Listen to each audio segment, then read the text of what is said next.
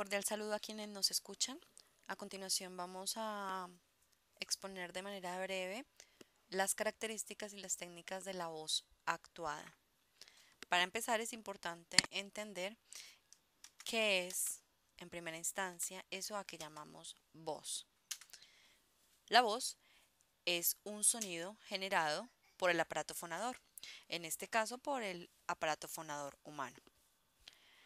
En ese caso, quiere decir que los seres humanos debemos hacer buen uso del aparato fonador para poder expresar lo que nuestro cuerpo, nuestra mente y nuestras emociones quieren transmitir según el personaje que vayamos a adquirir. Esto en cuanto a la voz actuada.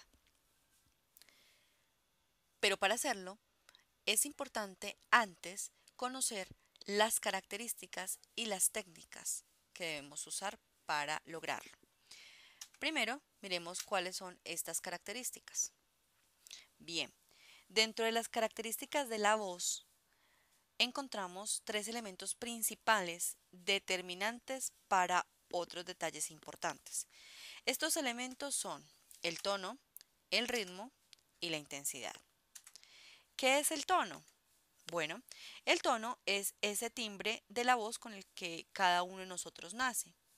Ese tono puede ser formal o informal, puede ser alegre o serio, puede ser amistoso o protocolario, dependerá de cada persona. El tono puede denotar como lo que queremos proyectar. Por ejemplo, si es un tono vacilante, denota inseguridad. Por el contrario, si es un tono que no usa ningún tipo de titubeo, transmite seguridad. Si en la voz se nota un tono monótono y lineal, eso comunica aburrimiento. Así que dependiendo del tono podemos manifestar cuál es el estado de ánimo. El ritmo. El ritmo es el número de palabras que tenemos por emisión de voz. Es decir, un ritmo normal o estándar sería de 2 palabras por segundo. Algunos ritmos son más rápidos y enérgicos que este y otros son un poco más lentos y deliberados. También encontramos dentro de esos elementos la intensidad. La intensidad en la voz no es otra cosa sino el volumen con el cual se está emitiendo este sonido. La intensidad puede llegar a expresar también si se está intimidado, si está en suspenso, si está con sorpresa y otras tantas cualidades. Entonces, un volumen alto comunicaría la intención de dominar la conversación, la situación o la expresión. Y un volumen bajo demostraría timidez o inseguridad. Bien, estos son los tres elementos principales dentro de esas características. Ahora bien, esos elementos nos permiten identificar las emociones. ¿Cómo así? Emociones como la tristeza, la alegría, el desinterés, el nerviosismo, la sorpresa, la confianza y otras tantas. Por ejemplo, una persona triste o que quiere expresar tristeza usará un volumen bajo y un tono un poco más solemne. Una persona que, por ejemplo, está nerviosa va a usar un tono entre medio y alto y su velocidad va a ser más rápida al expresarse. Una persona que quiere expresar sorpresa usará un volumen alto, un ritmo medio y una voz un poco más decidida. Bien, entonces vamos encontrando ahí la relación. Pero aparte de esto, debemos tener claro algo. Para retrocedamos un poquito. Entonces, la voz es ese sonido que generamos con nuestro aparato fonador. Nuestra voz tiene tres elementos: el tono, el ritmo y la intensidad. A partir de estos tres elementos, las personas pueden identificar qué emoción estamos expresando. Y aparte de esto, cuando ya hacemos uso de la voz actuada, cuando asumimos un personaje, podemos también escoger qué estilo vamos a usar. Esos estilos están basados en figuras narrativas, como lo son el lírico, que hace referencia a la voz íntima. Es decir, es cuando la persona que está actuando la voz hace una reflexión interna. Esa voz es un poco más subjetiva. Es como si quien la usa, así tenga un interlocutor, va a dar la impresión de que el mensaje es para uno mismo. Por eso se dice que es una voz más subjetiva. También está el estilo épico. Es el usado por los narradores. Esta voz es algo que está al exterior, que es más lejano, que es propia del entorno. Entonces, cuando se está narrando, no se implica la persona que lo está haciendo en el asunto. Podríamos decir entonces que es una voz objetiva. Y por último está el estilo dramático o de diálogo, llamado así porque es el que usan los actores cuando dialogan entre personajes o cuando el personaje habla con el público. Y es un movimiento un poco más en línea recta. Es como si se direccionara una flecha hacia el blanco, es decir, hacia el receptor en el diálogo. De esta manera se proyecta la voz. Y así es como encontramos la relación entre todas las características. La voz en sí misma es ese sonido que se genera por nuestro aparato fonador que cuenta con estos tres elementos principales, los cuales según los usemos va a permitir identificar unas emociones específicas. Aunado a eso, podemos al actuar nuestra voz escoger sobre qué estilo lo vamos a hacer, según la necesidad que se nos imponga. Bien, eso en cuanto a las características, pero también es importante analizar un poco sobre las técnicas y para esto nos vamos a enfocar en tres aspectos. El primero, los conocimientos fundamentales de la fonación que tenemos que tener para poder aplicar esas técnicas. El segundo, la memoria muscular, cómo vamos a desarrollar mediante algunos ejercicios esa memoria muscular y la puntuación, cómo es útil y cómo hace parte de esas técnicas para poder hacer un buen uso de la voz actuada. Entonces, en primera instancia están los conocimientos fundamentales de la fonación. Dentro de los conocimientos fundamentales de la fonación, es importante que tengamos claro que es la respiración diafragmática. Sabemos que la voz es aire expirado, sonoro, articulado y expresivo. Cuando empezamos a trabajar la voz a partir de ese aire expirado, el músculo principal de la inspiración, que es el diafragma, debe denotar ese trabajo que estamos realizando. Por lo cual es necesario que dentro de esas técnicas tengamos claro que es importante soltar la musculatura que comprime la respiración mediante ejercicios de desbloqueo respiratorios y que desactivemos las tensiones innecesarias de la musculatura externa en los cuatro lados del tronco. De esta manera, tanto el diafragma como los intercostales pueden realizar un trabajo mucho más fácil. Cuando la musculatura de la respiración trabaja de manera fluida y libre, podemos realizar entonces trabajos de estimulación y activación diafragmática y así conseguir que nuestro diafragma pierda la pereza y trabaje con la intensidad que nosotros requerimos. Por ese lado, la respiración diafragmática. También es importante saber exactamente cuáles son las cavidades de resonancia sobre las cuales debemos aplicar las técnicas. Entonces, estas cavidades de resonancia son las que nos permiten ampliar el sonido laringio y que nuestra voz sea perceptible a los demás. Encontramos tres cavidades de resonancia a las que nos vamos a referir en este momento. La primera es la faringea, que está situada sobre la laringe, detrás de la boca y detrás de la cavidad nasal, como pudimos ver anteriormente en la sección de anatomía. Resulta que la tensión en la nuca es uno de los malos hábitos más frecuentes y también uno de los factores que disminuye la cavidad faríngea. Las tensiones en la parte posterior del cuello y en la nuca muchas veces es producida pues por nuestra forma inconsciente al hablar, pero llega a perjudicar a la cavidad faríngea para que se desarrolle como una buena cavidad de resonancia. Por esto entonces se requiere que tengamos el cuello relajado al hablar. Es muy conveniente que entrenemos ese tipo de relajación, porque si no, la nuca no va a permitirnos que produzcamos el sonido de la mejor manera, porque está tensionado.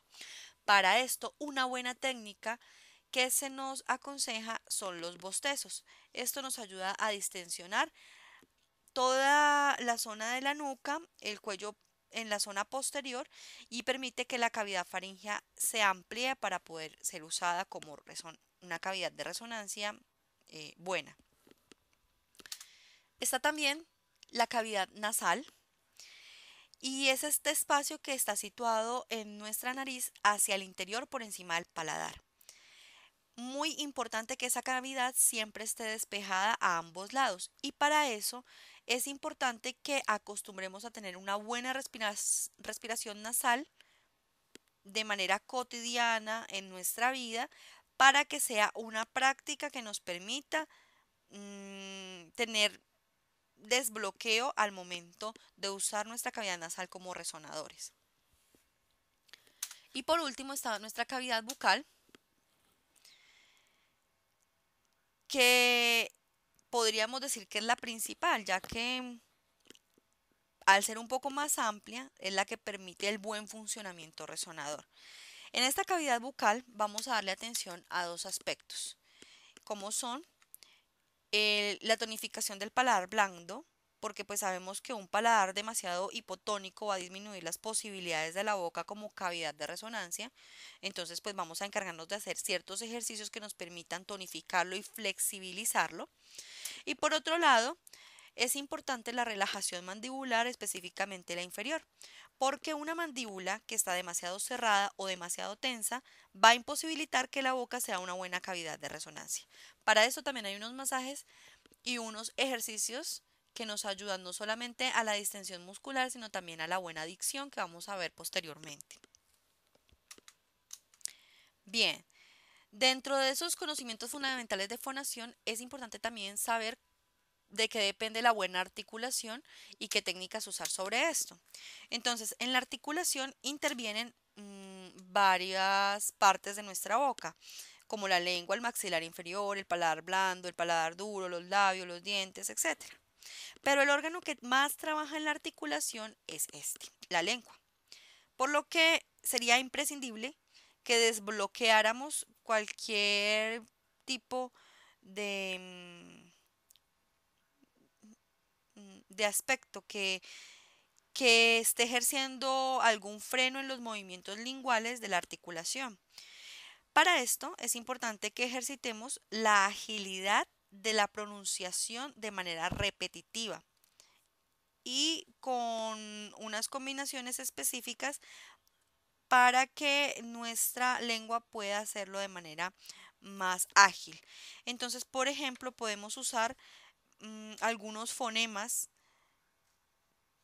no sé, que contengan sílabas variadas. Por ejemplo, podríamos usar palabras como petaca, bodega, bramido, de manera repetitiva en diferentes velocidades para de esta manera permitir que la lengua desaparezca esos bloqueos que nos están obstruyendo el movimiento lingual de la articulación.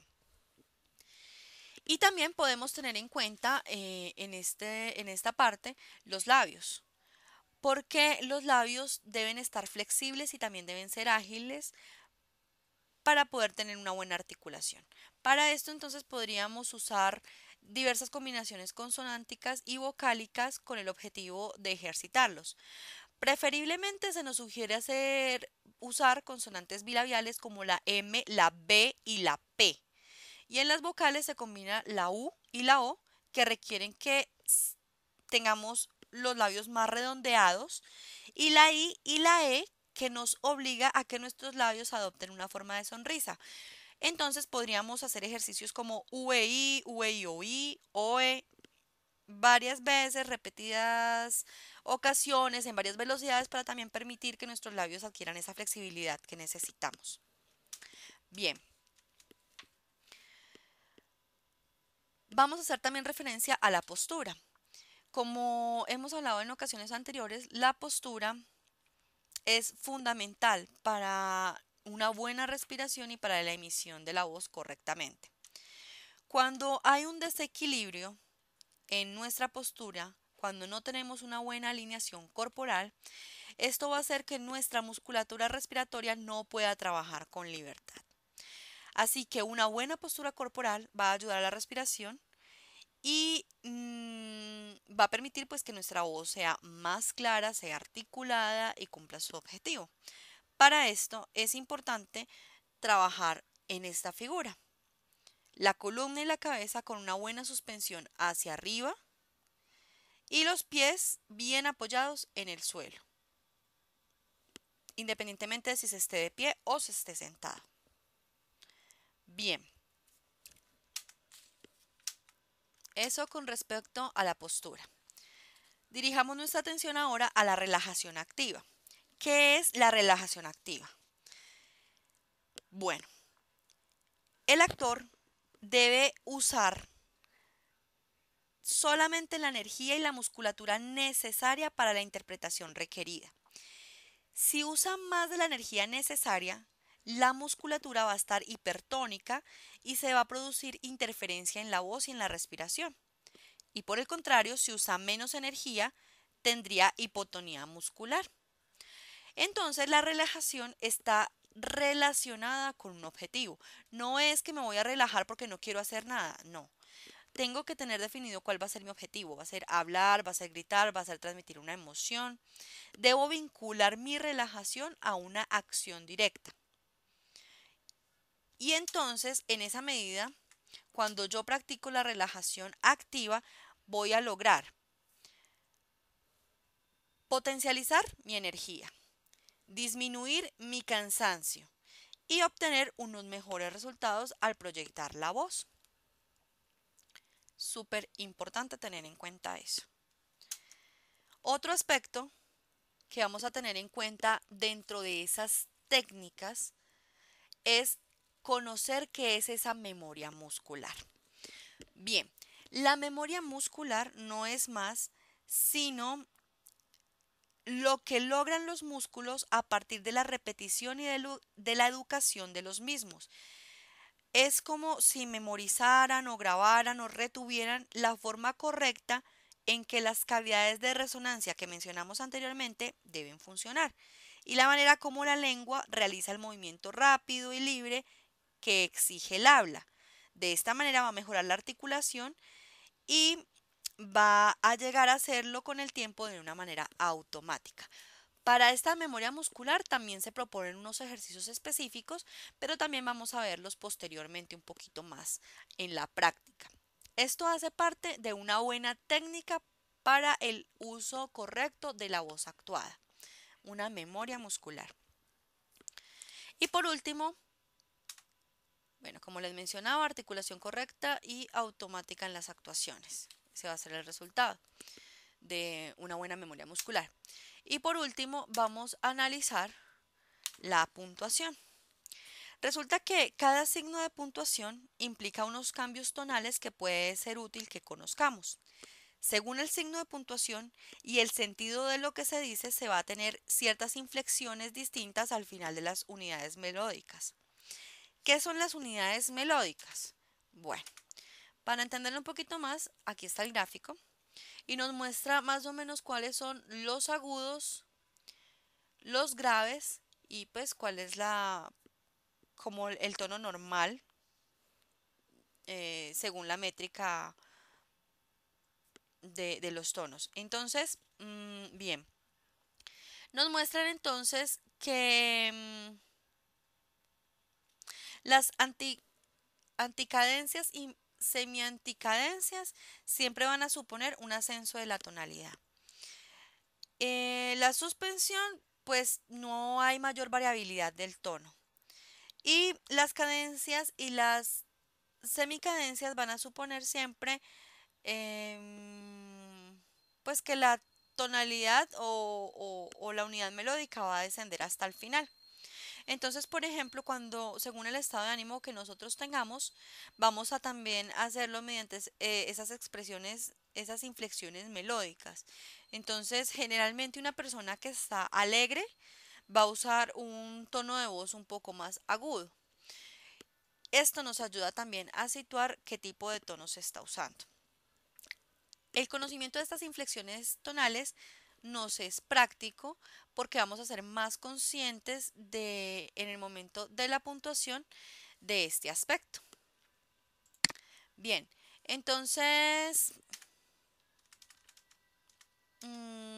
con esto tenemos claro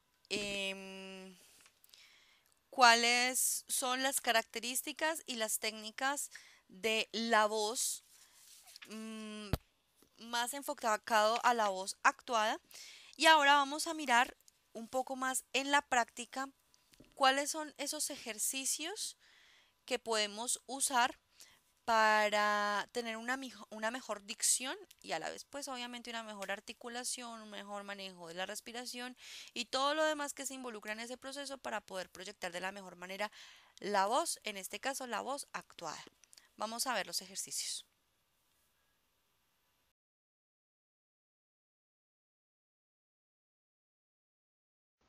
A continuación veremos la correcta postura corporal del tren superior.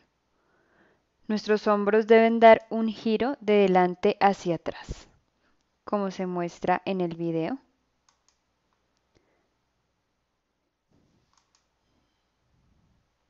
Y los hombros deben caer hacia abajo. Vamos a verlo en la parte posterior. Lo importante es que la columna no se curve, sino que quede recta. Ahora apretamos los abdominales y nuestra pelvis vamos a mandarla hacia adelante. De esa manera, si nos damos cuenta, cuando mandamos la pelvis hacia adelante, nuestra espalda queda recta.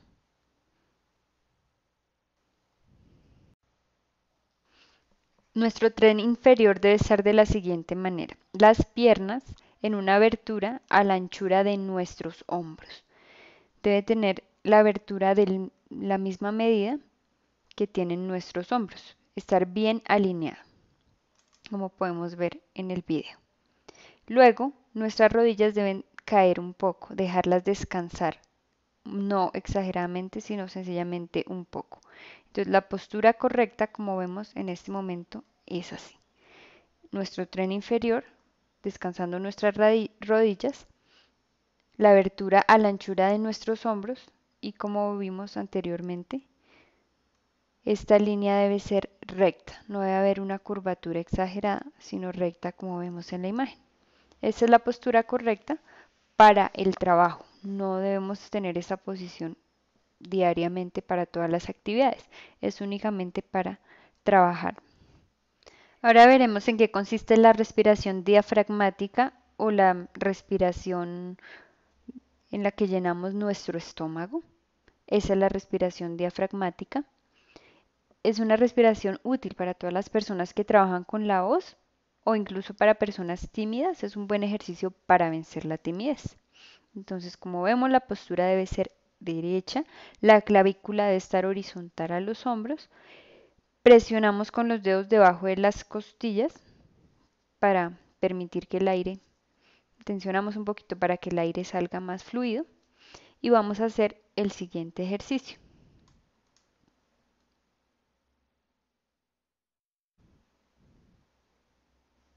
Y así es como debería verse nuestro cuerpo a medida que realizamos este ejercicio para la respiración diafragmática. Como vimos el movimiento que realiza nuestro cuerpo, a medida que expulsamos el aire, nuestro estómago debe inflarse. Lo que normalmente no hacemos, normalmente se piensa que cuando expulsamos el aire nuestro estómago debería vaciarse, pero en la respiración diafragmática es todo lo contrario. Entonces, si hacemos este ejercicio constantemente, vamos a desarrollar una buena técnica de respiración y nos va a costar menos expresarnos, nuestra voz va a salir más fluida. El siguiente ejercicio con el uso del chupo es prácticamente un ejercicio de preparación vocal. Lo que hace es liberar nuestra boca de toxinas, sacarlas al exterior, pero además también va a activar todos nuestros músculos de nuestra boca al interior y también nuestros labios en la parte exterior, que son los músculos que vamos a utilizar en todo el proceso fonatorio, en toda nuestra producción de la voz, sea el ejercicio que realicemos. El ejercicio consiste en hacerlo varias veces hasta que nuestra lengua esté prácticamente seca. Veámoslo, se hace de la siguiente manera.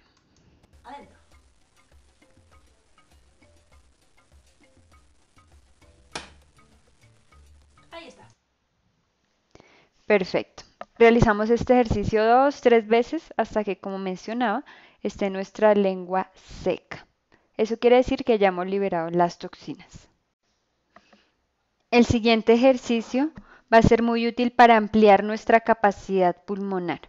Consiste en soltar el aire contando hasta 5 y asimismo llenar el aire, respirar contando hasta 5 y vamos aumentando los dedos. Después hasta 6, 7, 8, lo importante es hasta donde podamos alcanzar, entre más mejor.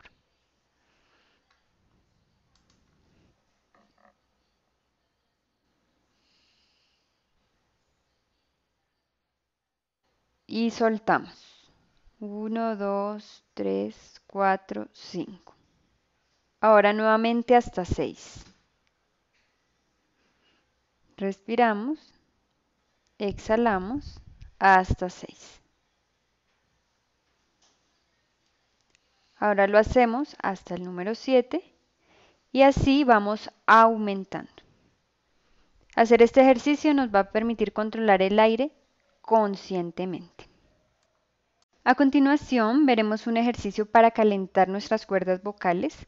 Este nos servirá como lubricante de nuestras cuerdas vocales mientras le damos un masaje a estas para que se suelten.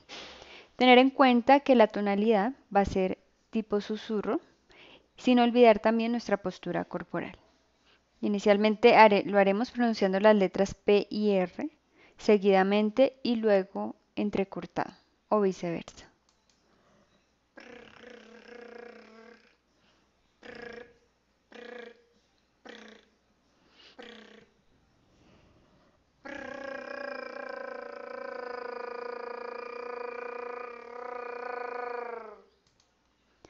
Ahora haremos este mismo ejercicio, pero utilizando nuestros músculos faciales, abriendo la boca exageradamente y cambiando nuestras tonalidades.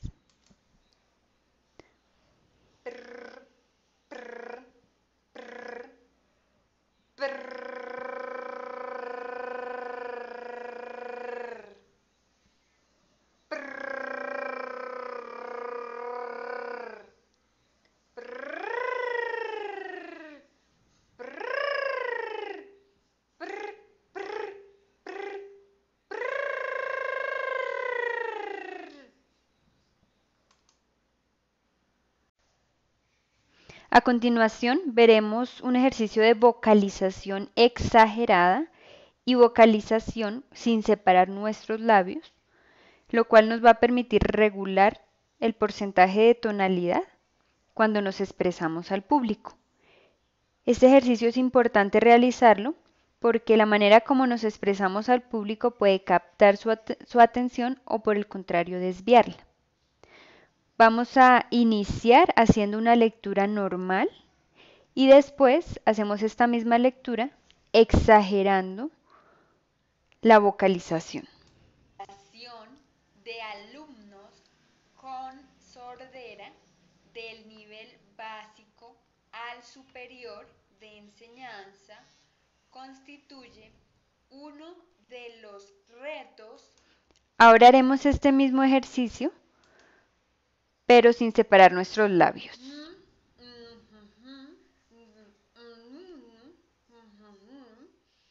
Tendremos que intentar, por todas formas, que nuestra voz salga natural, lo cual va a ser obviamente imposible, pero si hacemos ese esfuerzo nos vamos a concientizar de nuestros resonadores, porque vamos a tratar de desviar la voz o sacar la voz por nuestros resonadores internamente.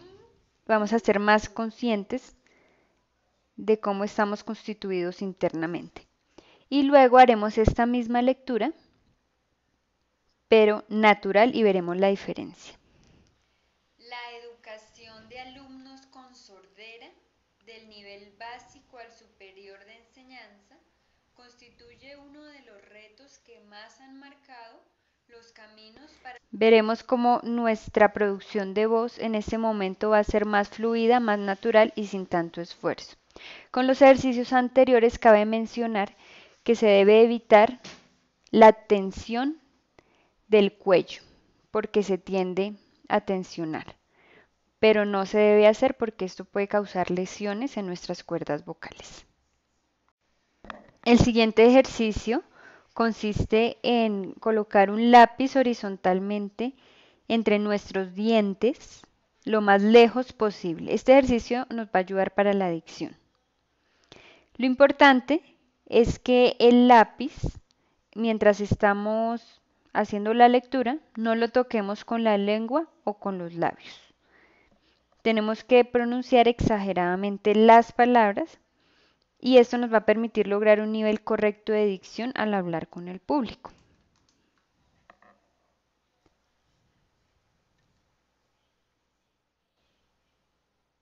Son muchos los obstáculos y de diferentes estilos. En la historia de la escolarización de estos alumnos, la exclusión siempre se ha destacado. Se debe intentar pronunciar todos los fonemas, todas las palabras, todas las letras, sobre todo la P y la R, la M, que van a ser más difíciles, pero hemos de intentar hacerlo, porque en la medida que hagamos este esfuerzo, nuestra dicción va a mejorar muchísimo. Y repetimos, no tensionar el cuello.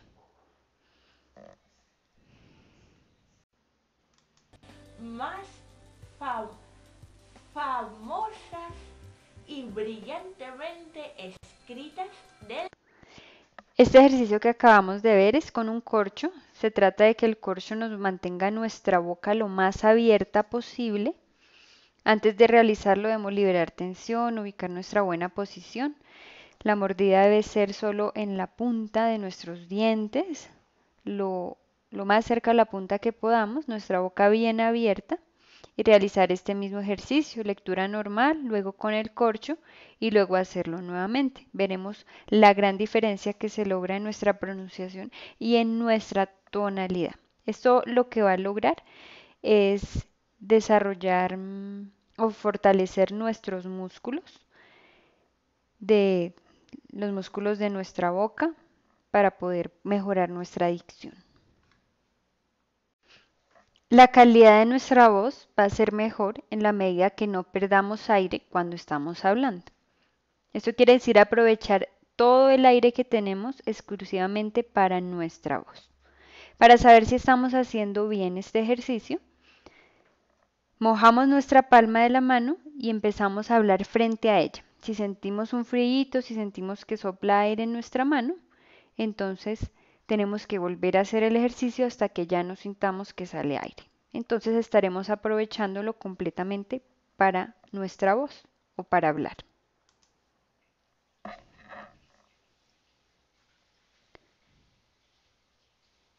Mi nombre es María Cristina Díaz Morales, intérprete de lengua de señas.